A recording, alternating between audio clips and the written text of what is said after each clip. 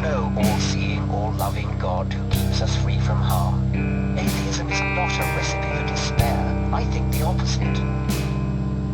By disclaiming the idea of a next life, we can take more excitement in this one. The here and now is not something to be endured before eternal bliss or damnation. The here and now is all we have, an inspiration to make the most of it. So atheism is life-affirming in a way religion can never be. Look around you. Nature demands our attention, begs us to explore, to question. Religion can provide only facile, ultimately unsatisfying answers.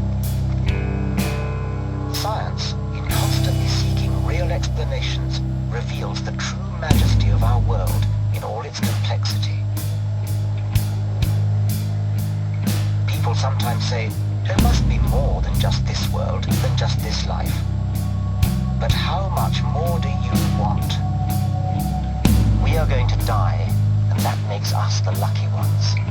Most people are never going to die because they're never going to be born.